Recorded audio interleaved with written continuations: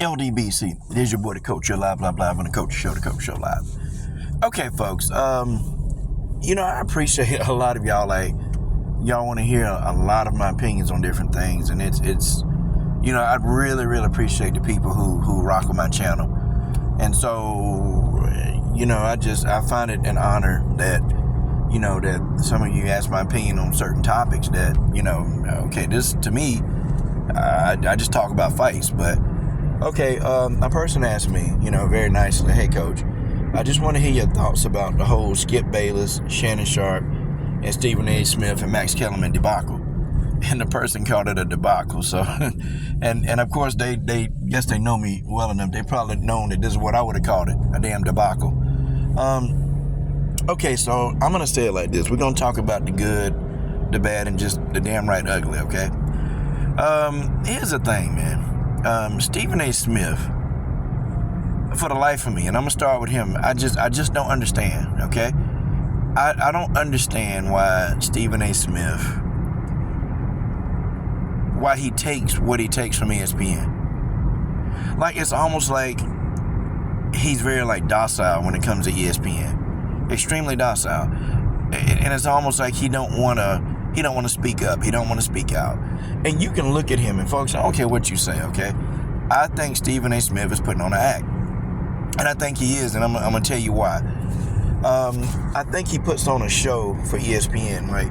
You can tell that when black issues come up, controversial issues, I can look at his body language, and I can tell that he wants to say more than what he's saying. But it's almost like he can't say it. And I'm going to tell you, Stephen A. Smith would speak up on a lot of things. Guys, y'all don't remember him before the whole, when he said that women shouldn't provoke men to hit them. And everybody knew what he was talking about. Everybody knew, but the feminists got a hold of Stephen A. Smith, and the man got suspended. Then right before his eyes, he saw that his career at ESPN was going to be over.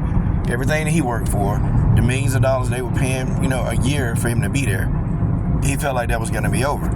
And, and I guess to some degree I understand. Now, what would you do for a paycheck? What would you do? Would you sell out who you are for a paycheck? See, let me tell you, a lot of brothers will come around, run around here and say, oh, man, Stephen A. Smith selling out, Stephen A. Smith doing this. But I tell you what, I bet half you brothers right now, I say more than half, if they gave you, say, hey, man, you go on there, you talk about what we talk about, we're going to give you Stephen A. Smith paycheck. I guarantee you more than half of you brothers will go do it. Half of y'all will go do it. And, at the end of the day, Stephen A. Smith trying to take care of his family. I don't agree with some of the stuff he says. I don't agree at all. But at the end of the day, I see a man trying to take care of his family. Okay, cool. But for the life of me, I don't understand. Why won't he leave ESPN, do his own thing? His YouTube channel, God, is working. His YouTube channel is working. I mean, it's growing. I don't follow a whole lot of stuff, but damn, you look up every week, this man got thousands of subscribers that's coming to his channel every single week and subbing, and it's growing. And you mean to say you don't have no star power? See, one thing Stephen A. Smith is good at, he's good at the art of communication. He's very good at that. And he speaks well. And when you listen to him, you either love him or you hate him. And sometimes I can't stand his no hairline having ass. I can't stand him. Okay? And he just going to go bald. But that's a subject for another video. I just, I don't know. It's almost like he don't want to step out there on his own because maybe he's afraid of failure. Maybe he's afraid that he'd actually fail if he stepped out on his own. And you know what? He wouldn't be without a network for long. I mean, come on. The guy, Stephen A. Smith, whether you love him or like him, whether you hate him or like him, sometimes you listen to see what dumbass thing he gonna say next. You listen. Okay, it's not like he's not entertaining. He's entertaining. He's very entertaining. He could actually go do his own thing and be very successful. Get another network to let him speak upon what he want to speak on. Because if you ever heard Stephen A. Smith on his YouTube podcast, he very blunt, very direct, and he says what he wants to say almost. But the minute he's on ESPN, this man is tongue-tied. I don't get it. the deal with Max Kellerman, it actually could have worked out pretty good. Stephen A. Smith, to me, was afraid that Max Kellerman was getting too much traction. Max was starting to grow. And, people were starting to like Max, preferably the black community. Now, I don't know if Stephen A. Smith, I don't know if they knew that Max grew up around black people. Max grew up around black dudes. He was playing basketball with black dudes. Now, he got excuse me. He got an Ivy League education. Oh, absolutely, he got that Ivy League education. But he don't know that Max grew up around black dudes. Now, am I 100% sold on Max Kellerman? No, okay? But Max Kellerman has a history of speaking up for black social issues. He'll speak up on behalf of black people, or he will advocate for black people.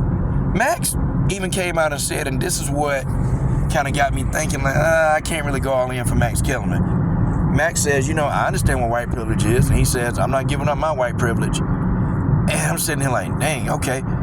So Max will speak out on all the black issues, but he knows that he has white privilege. Even though he grew up in the hood, even though he grew up around black people, even though he knows all of this, Max pretty much says, I ain't gonna give up my white privilege. So no matter how down Max is, he still knows that he's different, that he's gonna get a privilege that Stephen A. Smith well knows that he's not gonna get. See, Max could come on First Take and say whatever he wanted to say. Stephen A. Smith can't do that because Stephen A. Smith knows he don't have the white privilege. He don't have that white privilege. So, and I'm just telling you what it is. I'm telling you that I'm not saying this. Max Kellerman said that he got white privilege. He said it. And Max said, I'm not giving up my white privilege. Said it point blank. And so when he said that, you kind of understand that Max can speak on any issue he want to speak on. See, let Stephen A. Smith do that. They'll call him insensitive. They'll say he race baiting.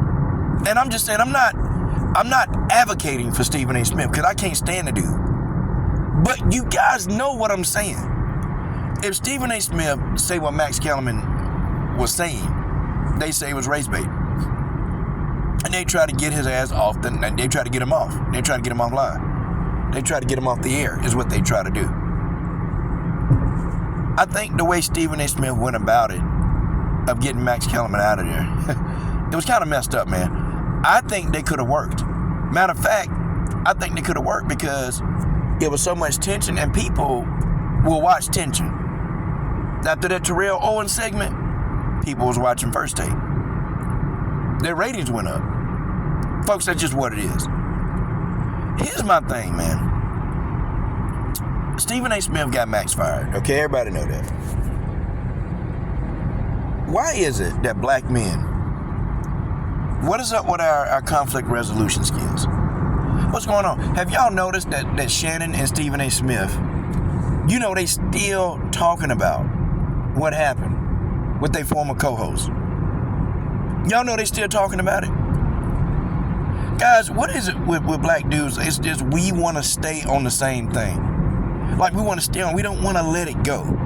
Like we just want to, hark on it and hark on it and hark on it and keep talking about it and keep bringing it up and keep, like, for what? You've moved on. Better opportunities.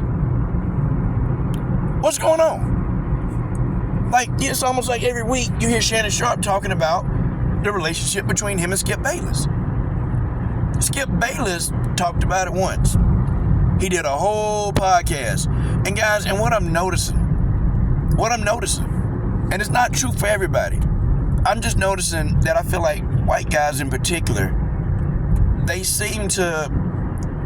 deal with whatever they dealing with. And then what happens is they just move on. They may not like what the person did to them. And when they see the person, they probably might not even want to entertain them. But they don't keep reminiscing. I noticed that. They don't keep bringing it up and bringing it up and bringing it up. But Stephen A. and Shannon, Stephen A. still can't stop talking about Max. Max chilling. Max ain't even saying nothing. And Skip Bayless said one thing, came out, did a whole podcast. Skip Bayless done with it. Done with it.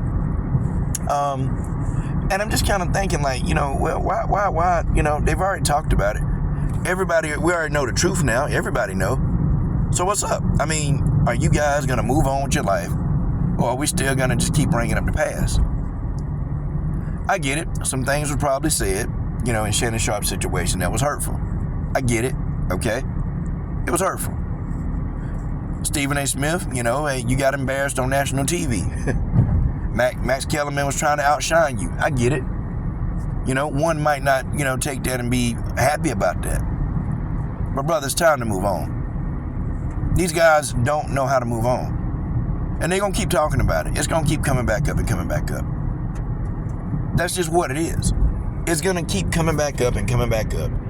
And Max and Skip, they've already moved on. Yeah, Max Kellerman, sitting at home, chilling, getting his money, and thinking about where his next goal in life is going to be. He's not even thinking about these guys. He not thinking about Stephen A. Smith. And I don't doubt, I think Max Kellerman is going to show up on another network doing something else. Here's the thing, man. Y'all wanted my thoughts on it, okay? I'm giving you my thoughts. What Skip Bayless said to Shannon Sharpe, it was effed up. Yeah. I mean, you talk about the man's Hall of Fame career. But here's what I'm going to say to that. You Shannon Sharpe. Do you know that Shannon Sharpe could have roasted the hell out of Skip Bayless? He could have.